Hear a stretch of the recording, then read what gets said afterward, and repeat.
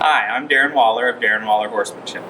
I'm a horse trainer in Central Illinois, and today we're going to be doing an introductory video series where we're going to address some of the common problems that people have with their horses, either on the ground or under saddle. Okay, so the first thing I'd like to show you is one of the common issues that we have with horses. They tend to be afraid of pretty much anything that moves or makes a noise.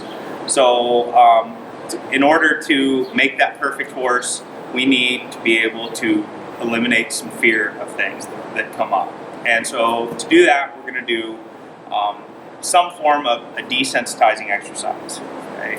The way a desensitizing exercise works is when you find something that bothers your horse, you're going to just keep doing that until the horse figures out that it's something that they don't need to be worried about.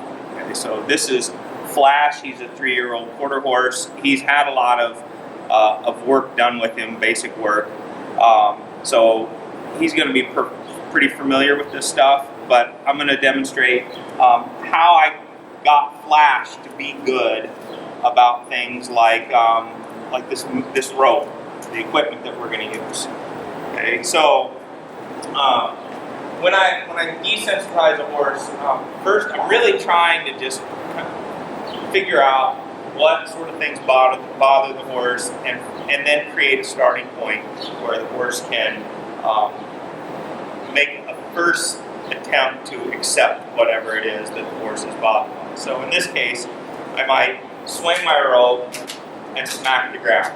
Okay, and Flash isn't bothered by that, and this is because of the work that we've done to desensitize him. Now, if he had been bothered by this, I would do my best to just keep making this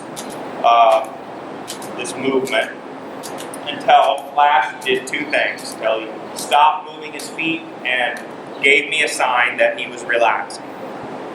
Some of the things that I would use to figure out whether my horse was relaxing or not would be through his body language.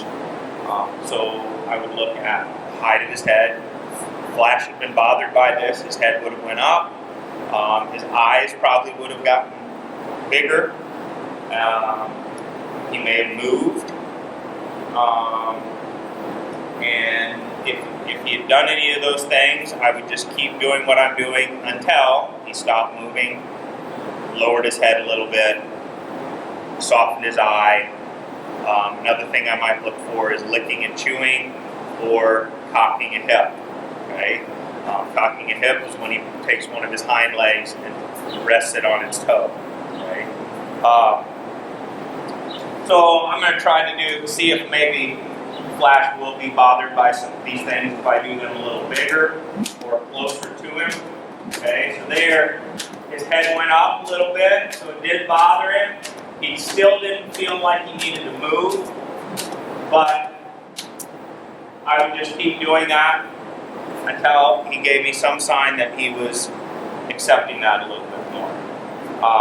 Things that I feel like important, especially with my halter and lead ropes, since these are tools that I'm going to be using with to train my horse, I want to see that they're not afraid of this rope moving around them, touching their body.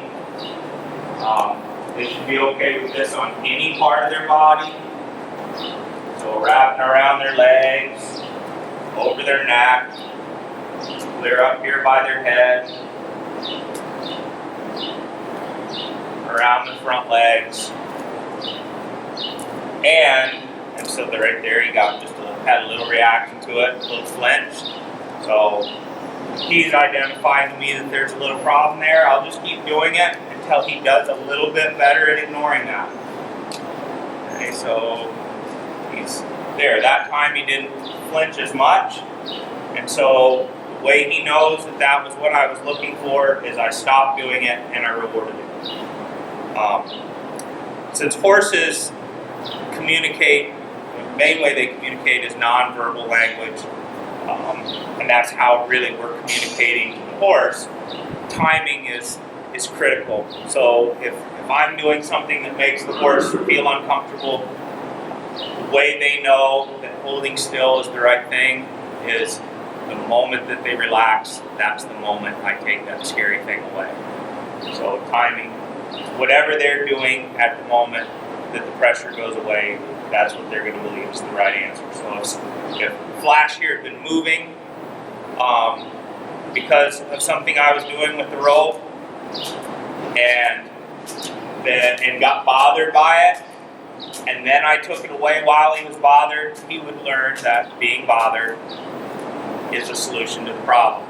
It's a way to make himself feel better. But since that's not what I want him to learn, then I just wait till he holds still and relaxes, and then reward.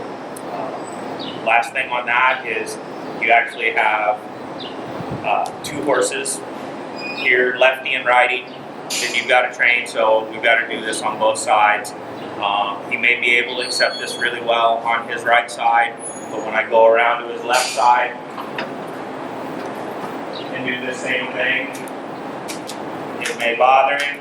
Flash here, it doesn't bother him, and so I'm just going to reward him here, and that's what a horse should look like when they're desensitized to an object.